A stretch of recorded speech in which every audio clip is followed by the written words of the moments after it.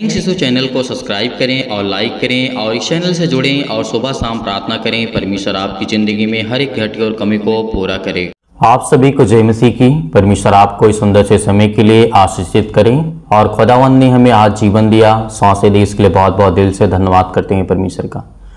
तो मेरे प्रियो, आज मैं जो बात करने वाला हूँ, हम अपने पापों की क्षमा कैसे मांग सकते हैं परमेश्वर से, या फिर हम किन शब्दों का हमें यूज करना चाहिए, कैसे हम प्रार्थना कर सकते हैं।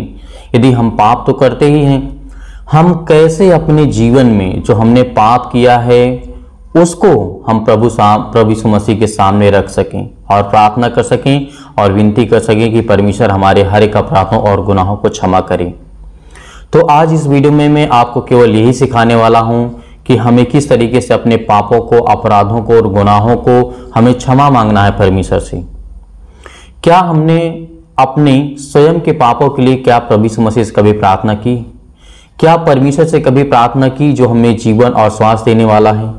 तो इसी वीडियो में मैं आपसे बताऊंगा कि कैसे हमें प्रार्थना करना है, या फिर हमें परमेश्वर से दूसरों की, इसी परमेश्वर से हम कहते हैं या फिर दूसरे व्यक्ति से कहते हैं कि हमारे लिए प्रार्थना कर दीजिए, तो क्या परमेश्वर आपके गुनाहों को क्षमा कर देगा? नहीं। यदि आप भोजन नहीं करेंगे तो क्या आपका पेट भर जाएगा? नहीं होगा। तो उसी तरीके है, यदि हम अपने गुनाहों को, अपने अपराधों को यदि हम मानते हैं, क्या करते हैं, यदि हम मान लेते हैं, तब परमेश्वर हमारे अपराध और गुनाहों को क्षमा कर सकता है। हाँ, वो बात सही है कि हम आपके लिए प्रार्थना कर दें या फिर दूसरा कोई व्यक्ति आपके लिए प्रार्थना कर दे तो आप उस समय ठीक हो सकते हैं, उस समय आप चंगाई पा सकते हैं, उस समय आशीष आपको मिल सकती है।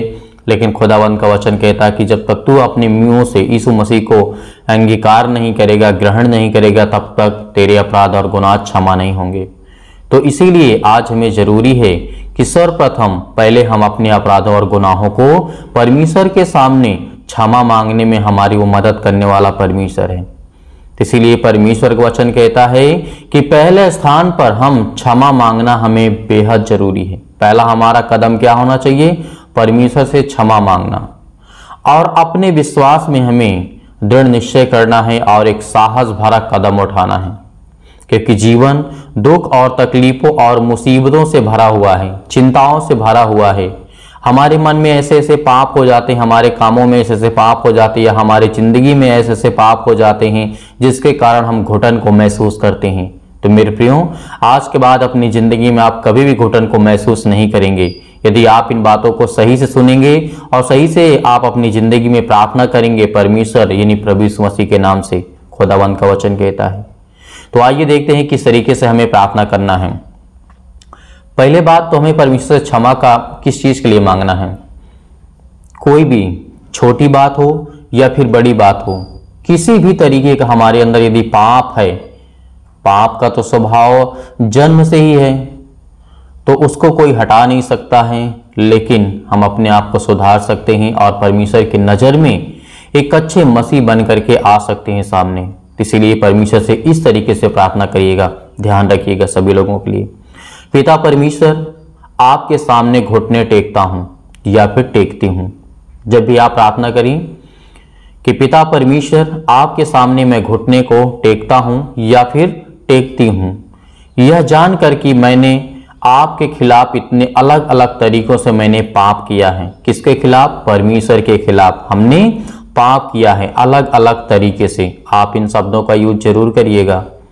पाप किया है जो मैंने कहा, और साथ ही गंदे विचारों को भी। परमेश्वर का वचन क्या कहता है? याद रखिए, जिंदगी में आपको बहुत बेहद जरूरी इन वचन को, इन बातों को, क्योंकि बहुत मसीह भाई बहन ऐसे होते हैं जिनको शब्द नहीं मिलते हैं कि हमें क्या बोलना चाहिए परमेश्वर से, क्या प्रार्थना करना चाहिए। तो परमेश्वर से कहिए कि मैं आपके खिलाफ जो भी मैंने अलग अलग तरीके से मैंने पाप किया है, जो मैंने कहा है, और साथ ही गंदे मेरे मन में विचार थे, मेरी सोच थी पिता, और मेरे विचारों के द्वारा पाप हुआ पिता परमेश्वर। मेरे दिमाग में जो वह घूम रहा है, ये बात सत्य है।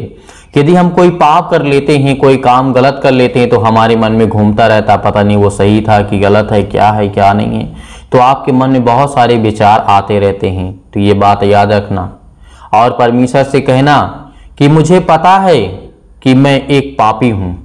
क्या कहेंगे? कि मुझे पता है कि मैं एक पापी हूं। यदि आप इन शब्दों का यूज करेंगे तो परमेश्वर आपकी प्रार्थना को सुनेगा।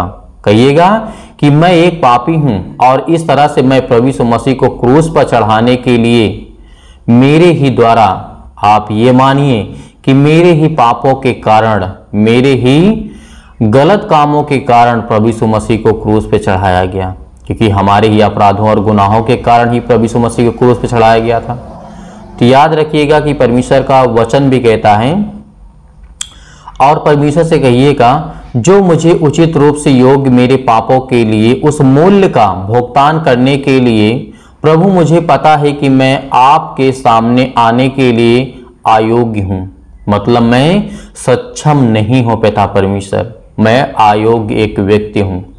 मैंने पाप किया है, मैंने जीवन में अपराध किए हैं, मैंने अपने जीवन में गुनाह किए हैं, मैंने अपने जीवन में गालियां दी हैं, मैंने अपने जीवन दुखों मुसीबतों को दूसरे के जीवन में दिया है। यदि इन सब चीजों को यदि आप प्रभु यीशु मसीह के सामने घुटने टेक करके प्रार्थना करते हैं तो परमेश्वर आपके हर एक अपराधों और गुनाहों को क्षमा करेगा। लेकिन आगे भी याद रखना कि परमेश्वर से आपको और कौन शब्द कहने हैं।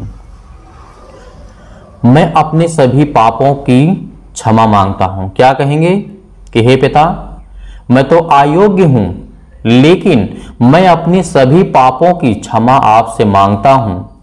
आपके पुत्र यीशु मसीह के नाम से जो मेरे लिए मर गया, जो मेरे लिए मरा था और मुर्दों में से तीसरे दिन जी उठा, उसके नाम से मैं प्रार्थना करता हूं खुदावन। और आगे भी कहिएगा कि यीशु के शुद्ध रक्त में प्रार्थना करता हूं। क्या कहिएगा?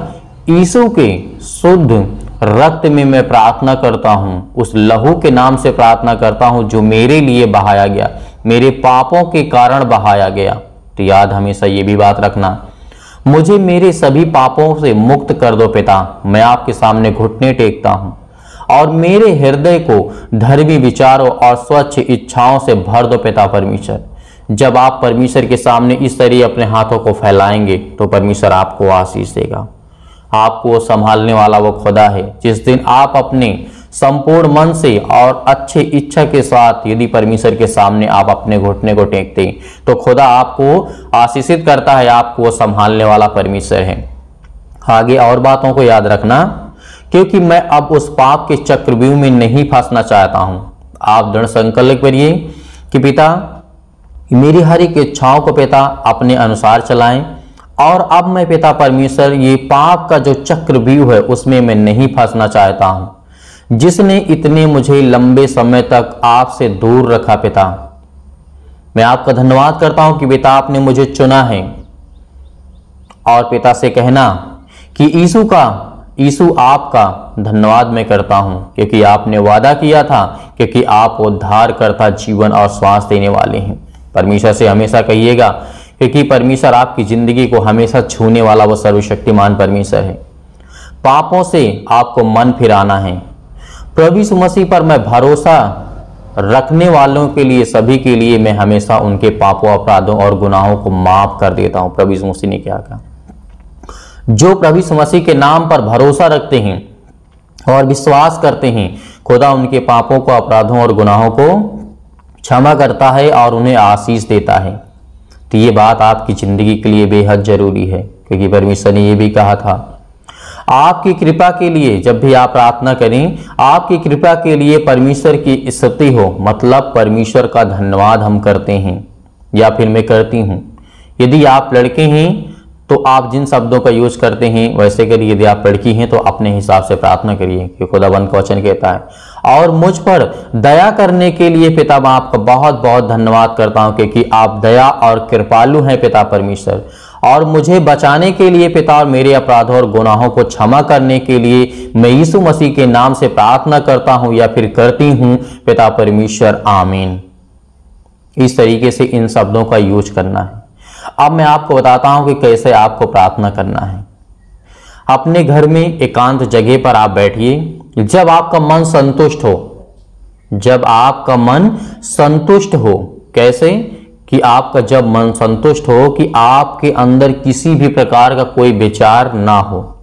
आपके मन में सिर्फ इतना ही विचार हो कि मैं परमेश्वर के सामने आज घुटने टेकने जा रहा हूं। प्रार्थना करने जा रहा हूँ, उससे माफ़ी मांगने जा रहा हूँ। अपने अपराधों और गुनाहों की क्षमा मांगने के लिए आज मैं परमेश्वर के सामने घुटने टेकूंगा। और उससे पहले हर एक चीज को आपको आज्ञा देनी यीशु मसीह के नाम से कि मैं परमेश्वर के सामने घुटने टेकने जा रहा हूं। किसी भी प्रकार की दखल अंदाजी मुझे पसंद नहीं है, या फिर मुझे कोई बुलाता है या दरवाजे खिड़खिड़ी आप खटखटाता है, या फिर कोई व्यक्ति हारन बजा रहा है, या फिर कोई व्यक्ति गाना गा रहा है, या कोई गाना बजा रहा है, तो इन सब चीज़ों के लिए, या फिर कोई बच्चा है वो रो रहा है, तो इन सब चीज़ों को आपको दूर कर देना है। क्या कर देना है? दूर कर देना। पहले ही प्रभु यीशु मसीह के नाम से आज्ञा दे देनी है कि पिता मैं आपके सामने अपनी इच्छा अनुसार घुटने को टेकने जा रहा हूं पिता, आपसे माफी मांगने जा रहा हूं पिता, और जो भी मेरे प्रार्थना में रुकावटें आएंगी पिता परमेश्वर, आप उन सब चीजों को मेरे से दूर कर दें। तो परमेश्वर आपकी प्रार्थना को सुनेगा, आपको आशीषित करेगा। आप अपने कमरे में जाइए या भी किसी भी स्थान में आप बैठ करके शांत अपने मन को शांत करिए। उस टाइम तक शांत करिए जब तक आपके मन में प्रभु यीशु मसीह का विचार आने लगे, तब आप प्रार्थना शुरू कर दें। क्या करें? जब प्रभु यीशु मसीह का विचार, उसके वचन आपके मन में आने लगे, आपको याद आने लगे, तब आप परमेश्वर से कहें कि हे परमपिता परमेश्वर, सृष्टि के कर्ता, उद्धारकर्ता, जीवन देने वाले पिता, मैं आपके सामने घुटने को टेकता हूं पिता परमेश्वर, यह जान करके कि मैं एक पापी हूं और आपके खिलाफ मैंने बहुत सारे पाप किए हैं, बहुत सारे गुनाह किए हैं पिता परमेश्वर, और जो मैं गंदे विचारों से मेरा मन घूम रहा है पिता परमेश्वर, आज उन हर एक गुनाहों को, अपराधों को पिता आपके सामने मैं रखता हूं। जो भी मैंने पाप किया है, क्योंकि मेरे पाप के ही कारण पिता आपने अपने लहू को बहाया है। इस तरीके से यदि आप परमेश्वर से प्रार्थना करते हैं तो खुदा आपकी जिंदगी को छूने वाला है, क्योंकि वो आपके हर एक गुनाहों को, अपराधों को क्षमा करने वाला है।